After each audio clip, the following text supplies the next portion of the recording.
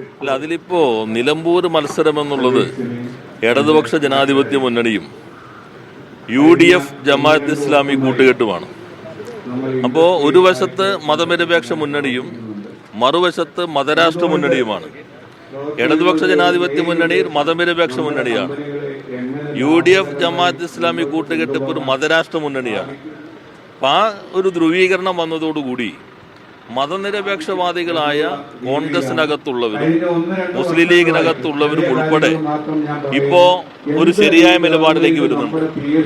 അത് UDFനെ ഉൾപ്പെടെ വല്ലാതെ പരിഭ്രാന്തി ഉളവാക്കിയിട്ടുണ്ട്. ആ പരിഭ്രാന്തിയാണ് ഇത്തരത്തിലുള്ള നേരത്തെ പറഞ്ഞതുപോലുള്ള കാര്യങ്ങൾ വരുന്നത്.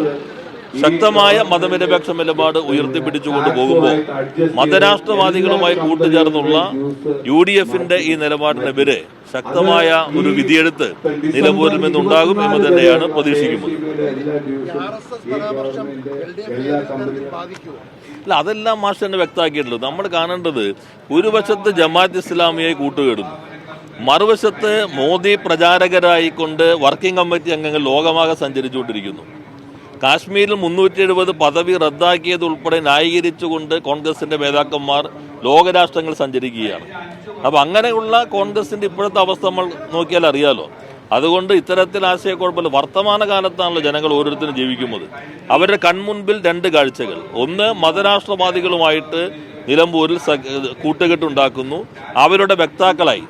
യഥാർത്ഥത്തിൽ നാം കാണേണ്ടത് ഇപ്പോൾ ജമാഅത്ത് ഇസ്ലാമിയുടെ അമീറിൻ്റെ ഉൾപ്പെടെ പ്രസംഗങ്ങളുടെ ഭാഗങ്ങൾ മാധ്യമങ്ങൾ വന്നല്ലോ. അവർ പോലും ന്യായീകരിക്കാത്ത രൂപത്തിൽ മതരാഷ്ട്രവാദത്തെ വെള്ളപൂശാനായിട്ട് പ്രതിപക്ഷം തയ്യാറായി, പ്രതിപക്ഷ നേതാവ് തയ്യാറായി.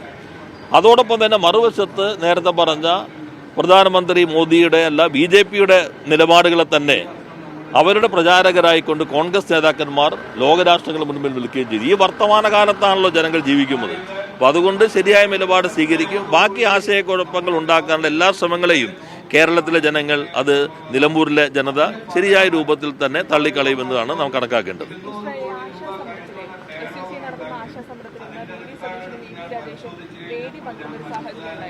അല്ല, SUC സമരത്തിൽ അവരിപ്പോൾ ഒന്നിച്ചാണല്ലോ. അതാണിപ്പോൾ കണ്ടത്. BJP കോൺഗ്രസ് ഒന്നിച്ച് തന്നെയാണ്.